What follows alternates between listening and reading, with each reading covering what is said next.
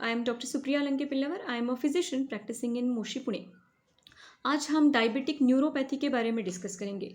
Diabetic neuropathy मतलब diabetes की वजह से होने वाला एक कॉम्प्लिकेशन, इम्पॉर्टेंट कॉम्प्लिकेशन है, लेकिन ये बहुत ज़्यादा कॉमनली डिस्कस नहीं होता है। इसके लिए जनरल पब्लिक में इसका बहुत अवेयरनेस नहीं है, इसलिए आज हम इसके बारे में बात करेंगे। इसको डिस्कस करते हुए हम कुछ पॉइंट्स डिस्कस करेंगे। एक तो डायबिटिक न्यूरोपैथी एग्जैक्टली होता क्या है, इसके सिम्टम्स क्या है, इसका डायग्नोसिस कैसे होता है, इसको हम कैसे ट्रीट कर सकते हैं, और वेरी इंपॉर्टेंट कि उसको हम प्रिवेंट कैसे कर सकते हैं। तो फर्स्टली देखते हैं कि डायबिटिक न्यूरोपैथी होता क्या है। डायबिटिक न्यूरोपैथी मतलब डायबिटीज़ की वजह से जो स्मॉल नर्व फाइबर्स रहते हैं वो डैमेज हो जाना, मतलब डायबिटिक न्यूरोपैथी सिंपल टर्म्स में। ये स्पेसिफिकली जो हाथ और पैर के जो स्मॉल नर्व फाइबर्स रहते हैं उसको इन्वॉल्व करता है। नर्व फाइबर्स जो रहते हैं वो नॉर्मली सेंसेशंस कैरी करते हैं, मतलब पेन सेंसेशन या फिर टच सेंसेशन, वाइब्रेशंस या फिर टेम्परेचर सेंसेशन, ये नॉर्मली इन नर्व फाइबर्स के द्वारा कंडक्ट होता है, जिसकी वजह से हम ये सेंसेशंस फील कर सकते हैं। लेकिन डायबिटीज़ में जब भी ये नर्व्स डैमेज हो जाते हैं या फिर अफेक्ट हो जाते हैं, उस टाइम पे ये सेंसेशंस महसूस होना कम हो जाता है या फिर ऑल्टर हो जाता है, जिसकी वजह से हमें कई सिम्टम्स महसूस हो सकते हैं। जैसे कि कॉमन सिम्टम्स है टिंगलिंग रहना, टिंगलिंग सेंसेशन महसूस होना, या फिर नमनेस रहना, मतलब कोई चीज़ को अगर आप टच करते हो तो उसका प्रॉपरली सेंस आप नहीं कर पाते हो, वो ब्लंटेड सा फीलिंग आता है, वो रहता है नमनेस। टेम्परेचर सेंसेशन, जो हॉट कोल्ड का जो महसूस होने का जो प्रोसेस रहता है वो भी ऑल्टर हो जाता है, आपको सही अंदाज़ा हॉट कोल्ड का नहीं आता है, वो सही तरीके से आपको समझ में नहीं आ सकता है। वाइब्रेशन सेंसेशन लूज़ हो जाता है। बर्निंग सेंसेशन एक बहुत ही इंपॉर्टेंट सिम्टम है, जिसका जो बहुत ही कॉमनली इनकाउंटर्ड रहता है बहुत सारे पेशेंट्स में। तो ये उसके कॉमन सिम्टम्स हैं। अभी उसको हम डायग्नोस कैसे कर सकते हैं। डायग्नोसिस के लिए एक इंपॉर्टेंट थिंग है क्लिनिकल एग्जामिनेशन। जब भी आप रूटीन डायबिटिक चेकअप के लिए, फॉलोअप्स के लिए आते हो, उस टाइम पे फूड एग्जामिनेशन पे हम कई सारी चीज़ें डिटेक्ट कर सकते हैं। जैसे कि सिर्फ फूड को देखते हुए हम कुछ चीज़ें पिकअप कर सकते हैं, जैसे कि स्किन चेंज कुछ हो रहा है क्या, that is important sign. Then उसके अलावा कुछ अल्सर्स है या फिर कट्स है, कॉन्स है, ये सारी चीज़ें हम डिटेक्ट कर सकते हैं। कुछ छोटे स्मॉल टूल्स के ज़रिए, इंस्ट्रूमेंट्स के ज़रिए आपका पेन सेंसेशन या फिर वाइब्रेशन सेंसेशंस हम एग्जामिन कर सकते हैं, और इन सारी एग्जामिनेशंस के ज़रिए हम सस्पेक्ट कर सकते हैं कि आपको शायद डायबिटिक न्यूरोपैथी हो, जो हम कंफर्म कर सकते हैं कुछ इन्वेस्टिगेशंस के ज़रिए। अभी एक बार डायग्नोज हो जाता है तो अब हम उसको ट्रीट कैसे करेंगे। ट्रीटमेंट के अगेन दो रीजंस है या फिर दो एम्स है। एक है कि सिम्टोमेटिक रिलीफ देना, क्योंकि डायबिटिक न्यूरोपैथी के जो पेशेंट्स रहते हैं उनको सिम्टम्स बहुत ज़्यादा बॉदरिंग रहते हैं, continuously tingling sensation, burning sensation, बिल्कुल ही कंफर्टेबल नहीं रहता है। जो जो पेशेंट्स ये महसूस कर चुके हैं वो definitely they can agree with me कि ये sensations day to day activities में बहुत ज़्यादा ट्रबलसम, बहुत ज़्यादा इंटरफेयर करते हैं। इसलिए सिम्टोमेटिक रिलीफ पेशेंट्स को देना बहुत ही ज़रूरी है, और that is a primary aim. लेकिन उसके साथ बहुत ही इंपॉर्टेंट सेकेंड ऑब्जेक्टिव रहता है to stop the progression of the neuropathy को एक तो वहाँ पे प्रोग्रेशन उसका हॉल्ट करना, और सेकेंड या फिर उसको एटलीस्ट स्लो डाउन करना, ये हमारा सेकेंड एम है। अगर हम इसको इस स्टेज पे ट्रीट नहीं करते हैं और ऐसे ही छोड़ देते हैं तो क्या हो सकता है। अगर न्यूरोपैथी की वजह से आपको कोई भी वुंड होता है या फिर कुछ ज़ख्म हो जाता है तो वो जल्दी से हील नहीं होता है, और स्पेशली जब अगर वहाँ का ब्लड सप्लाई अगर कॉम्प्रोमाइज्ड है, मतलब डायबिटीज़ में अगर आपके ब्लड वेसल्स भी अगर इन्वॉल्व है, तो वो जो वुंड है वो जल्दी से हील नहीं होगा, अल्सर्स में कन्वर्ट होगा, और वो गैंग्रीन हो सकता है, और गैंग्रीन की वजह से बहुत बार एम्पुटेशंस, मतलब पैर काटने का भी सिचुएशंस आता है कुछ पेशेंट्स में।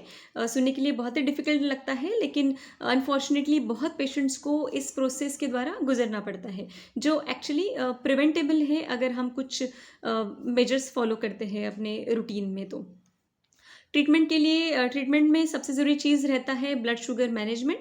Blood sugar level continuously under control रहना बहुत ही ज़रूरी है, और बहुत फ्लक्चुएशंस नहीं होने चाहिए, क्योंकि कुछ पेशेंट्स बहुत शुगर बढ़ जाता है तो ट्रीटमेंट लेते हैं, शुगर जैसे ही कम होता है ट्रीटमेंट छोड़ देते हैं, फिर से शुगर बढ़ेगा, फिर से ट्रीटमेंट, देन अगेन ऐसा साइकिल चलते रहता है।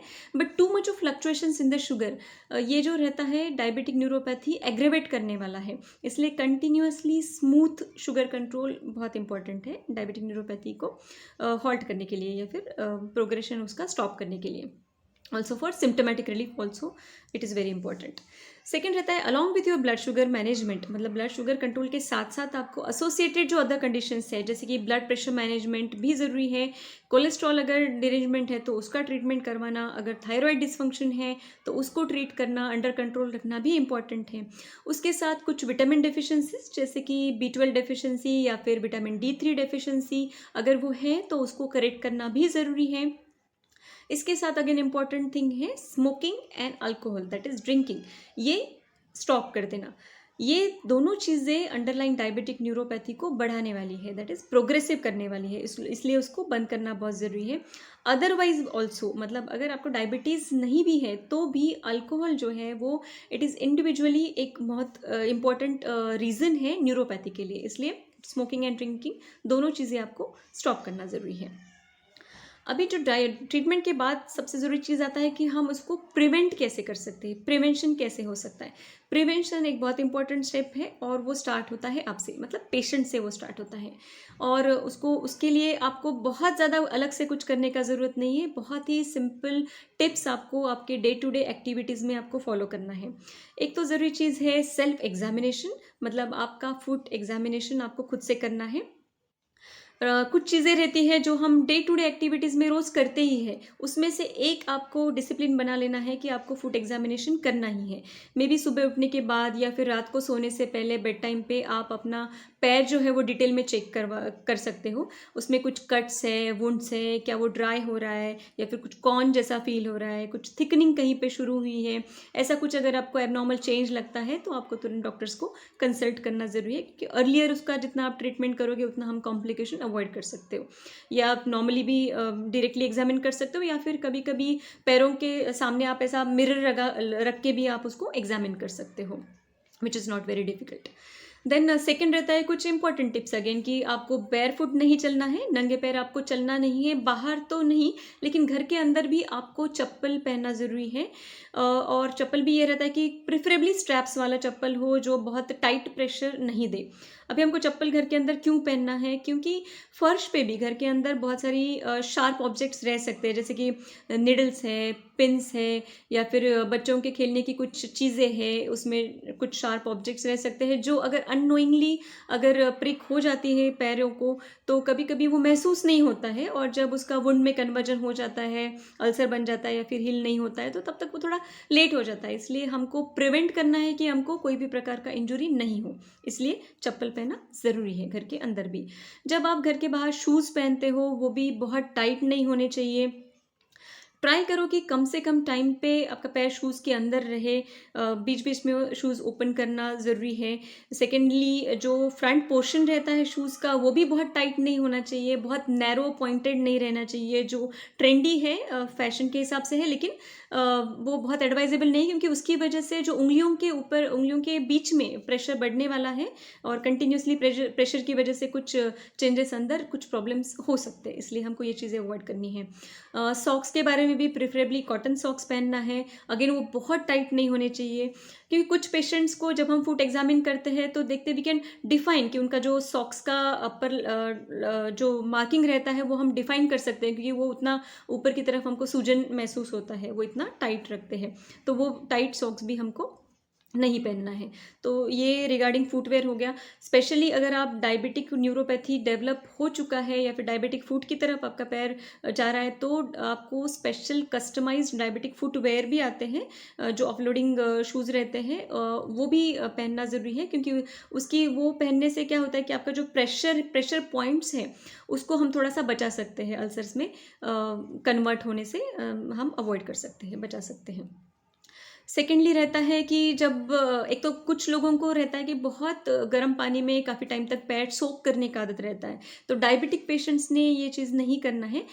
एक तो बहुत हॉट अगर पानी है, हॉट टेम्परेचर का पानी है तो उसके अंदर पैर रख के सोक करके रहना ये बहुत एडवाइजेबल नहीं क्योंकि उसकी वजह से स्किन चेंजेस या फिर स्किन प्रॉब्लम्स हो सकते हैं, एक चीज़।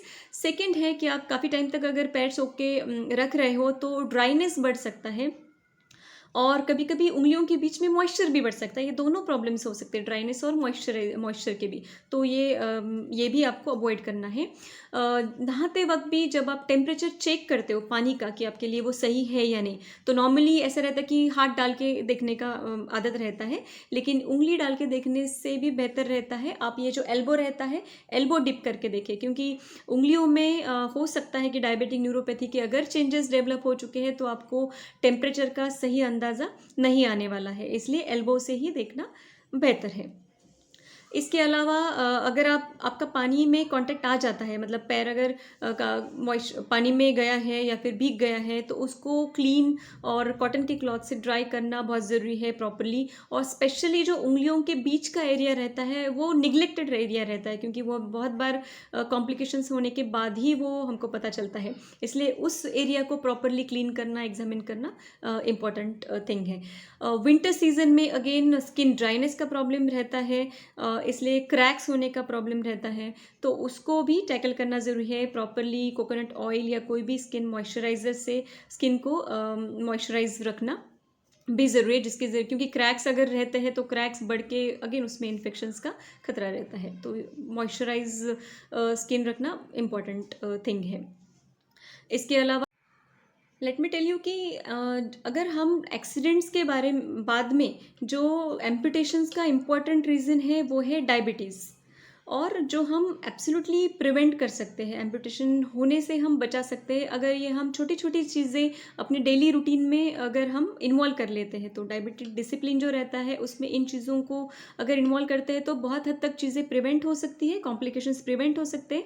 और अगर डायबिटिक न्यूरोपैथी या फिर डायबिटिक फुट अल्सर डेवलप भी हो जाता है तो भी अगर उसको आप अर्ली कैच करते हो, अर्ली डिटेक्ट करते हो और उसको प्रॉपरली टाइम पे ट्रीट करते हो, तो हम कॉम्प्लिकेशंस होने से बचा सकते हैं, एम्पुटेशंस होने से भी सेव कर सकते हैं।